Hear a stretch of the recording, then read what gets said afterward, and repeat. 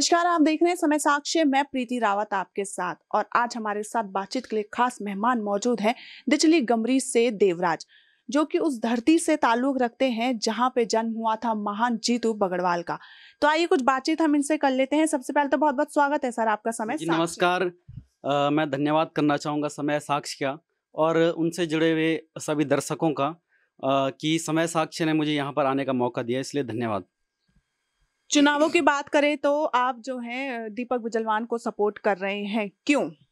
जी दीपक बिजलौन एक ऐसे युवा हैं जिनके अंदर हमें लगता है एक युवा जोश है। पहली बात तो एक युवा है, और एक युवा होने के नाते मुझे लगता है कि हमें एक ऐसे सशक्त युवा का साथ देना चाहिए जो जिसके अंदर कुछ कर गुजरने की और हमारे क्षेत्र में तस्वीर बदलने वाली बात है। उनके अंदर ऐसी क्षमता हमें दिखती है और जो हमारे क्षेत्र के लिए विकास को आगे ले जा सकते हैं। दीपक बिजलवान का सपोर्ट कर रहे हैं तो क्या आप कांग्रेस का सपोर्ट कर रहे हैं? देखिए अब मैं ये कहना चाहूँगा इस बात पर, वैसे मैंने कोई पार्टी ज्वाइन नहीं की है।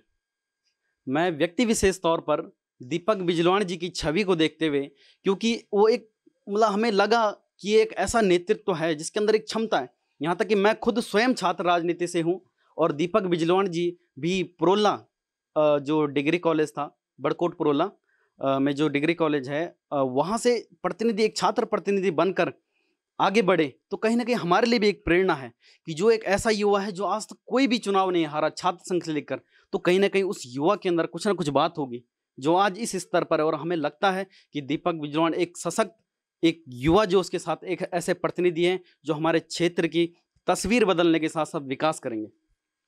जिस जगह से आप ताल्लुक रखते हैं दिचली गमरी में, वहां देखा जाए तो सभी राजनीतिक पार्टियों की नजर रहती, क्योंकि कहा जाता है कि वहां ज्यादा वोट है। इस स्थिति को कैसे देखते हैं? आपकी इस बार क्या कुछ स्थिति बैठने वाली है? देखिए, हर किसी राजनीतिक पार्टियों हो चाहे कोई भी प्रत्याशी हो, हर किसी की जो नज़र होती है वो एक दिचली गमरी, क्योंकि एक दिचली गमरी को एक पट्टी के रूप में ही माना जाता है। वैसे एक ही पट्टी है, अब 2 पट्टियां बन चुकी है। तो हर कोई क्योंकि यहाँ एक मतलब बोलते हैं जिसको प्लस वोट, जो एक जीत निर्धारित करती है, इस ओर सभी वो देखते हैं।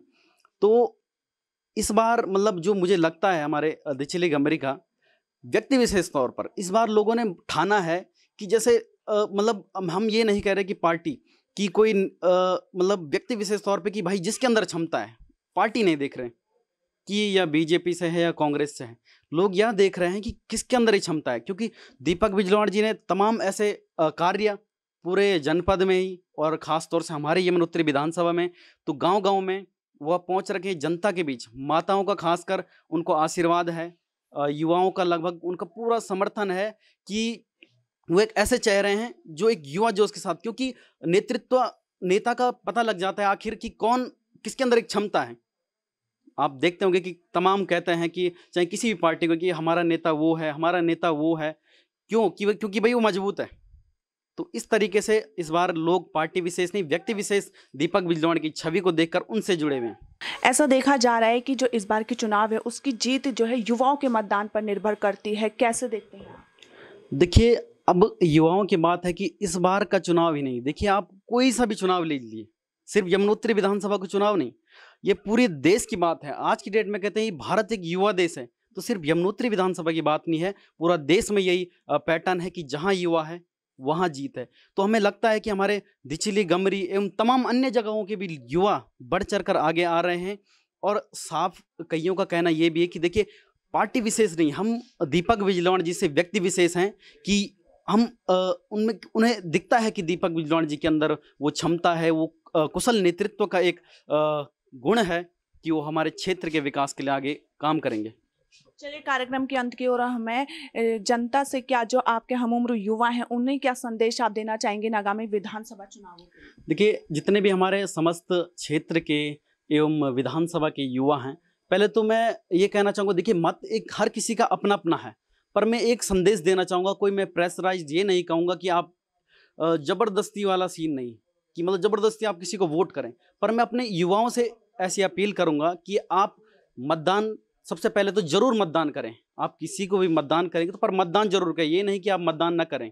साथ ही मैं ये कहना चाहूँगा कि इस बार सोच समझकर व्यक्ति विशेष तौर पे दीपक बिजलौन जी के ने जो कार्य किए हैं, चाहे हमारे धार्मिक जो भी अनुष्ठान हो या मंदिरों के जीर्णोद्धार से लेके हो, खासतौर से दीपक बिजलाणी जी का मैंने देखा है कि सांस्कृतिक धरोहर के प्रति वो खास तौर से उसकी ओर ध्यान देते हैं। आप तमाम हमारे क्षेत्र के जैसे बड़ेश्वर का है, नागराजा का है, इन तमाम जगह ऐसे मैं गिनाऊंगा अगर मंदिरों के नाम जहाँ सौंदर्यीकरण या जीर्णोद्धार हुआ है तो शायद समय काफ़ी हो जाएगा।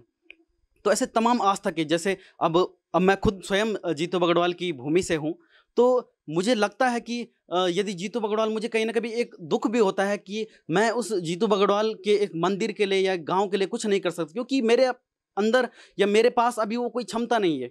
इसलिए हमने दीपक बिजलाणी जी को एक विकल्प के तौर पे किया है कि उनकी आस्था के प्रति एक मतलब एक सच्चे रूप में वह कार्य करते हैं। सांस्कृतिक, चाहे आप देवी सोड़ मेला ले लीजिए, खांड का मेला लीजिए, एवं तमाम छोटे बड़े मेले हो, मंदिरों का जीर्णोद्धार हो, आस्था के रूप में। और सबसे खासियत बात है कि दीपक बिजलाणी जी कभी ने ये नहीं कहा कि मैंने ये मंदिरों का जीर्णोद्धार किया, वो जनता कह रही है।